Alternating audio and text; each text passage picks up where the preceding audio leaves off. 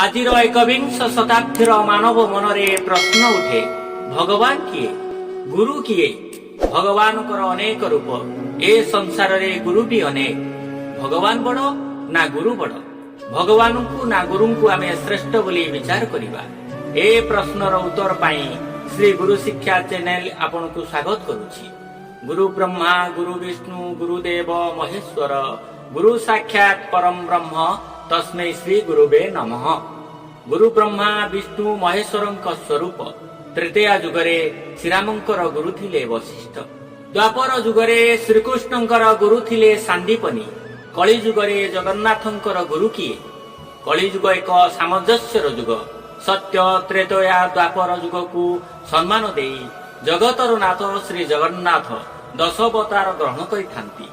कली जुगर मानव समाज पाई गुरु परंपरा गुरुत्व वहन करिछि। शिक्षा गुरु, दीक्षा गुरु, सद्गुरु, विश्व ब्रह्मांडर दारु देवता जगन्नाथ विश्वर प्रत्येक सत्ता को गुरु बोली ग्रहण करिछंती। कली जुगर मानव समाज को सचेतन करिछंती। पृथ्वी ठारू सहनशीलता शिक्षा कर, आकाश ठारू महानता शिक्षा कर, सागर ठारू स्वागत संवर्धना शिक्षा कर, वृक्ष ठारू छाई फूल फल प्रदान करिवार सुगुण शिक्षा कर। भारतीय संस्कृति रे गुरु को सम्मान देवार परंपरा उत्सर्गीकृत। भावना रे सीमाबद्ध होई रही अछि। महर्षि व्यासदेवंक गुरु ग्रहण करिवार कहानी आम पाई खूब शिक्षणीय। दिने महर्षि व्यासदेव एक जंगल पथरे चाली चाली जीवा समय रे देखिले जने छोट बालकटीए खजुरी गछ को कहूची, खजुरी गछ तळकु नई पड़, मु कोली तोलिबी।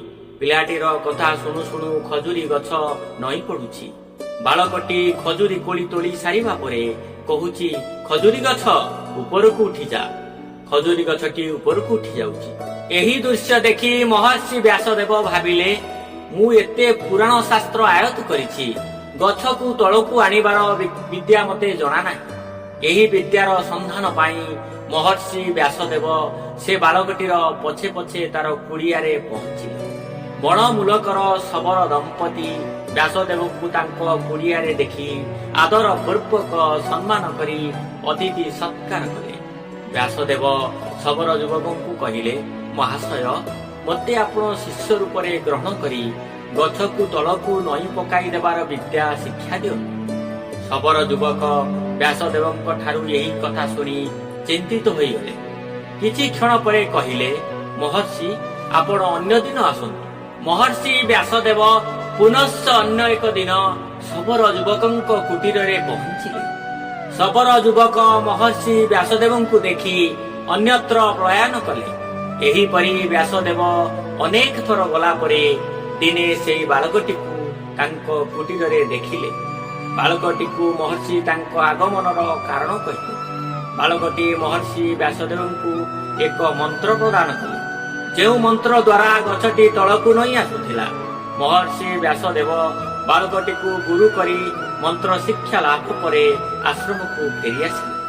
शबर युवक घर को फेरी जानिले तांकर पुत्र व्यासदेवंकु मंत्र शिक्षा देई अछि। शबर युवक पुत्र को कहिले, पुअरे तू काहेकि व्यासदेवंकु मंत्र प्रदान कलु? से बड़ ऋषि, तोते कोन गुरु बोली स्वीकार करिवे? तोते गुरु रूप रे ग्रहण न कले से मंत्र सफल हेबो नाही। महर्षि तोते मिथ्यावादी भाबिबे। व्यासदेवंकु परीक्षा करिबा पाई बाप पुओ महर्षिंक आश्रम को यात्रा कले।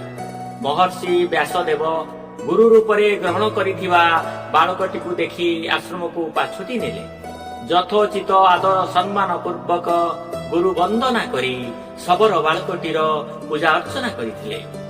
दत्तात्रेय ऋषि पृथ्वी पृष्ठ रे 24 गुरु को ग्रहण करिथिले। गुरु जेते सान हेले भी शिष्य पाई भगवान हेबा उचित। ए भिडियोटी को रखिबा पूर्वरु आपण मानकु विनम्र अनुरोध करूछि, मो भिडियो को सब्सक्राइब, लाइक, शेयर करिवे। रहुछि। जय जगन्नाथ।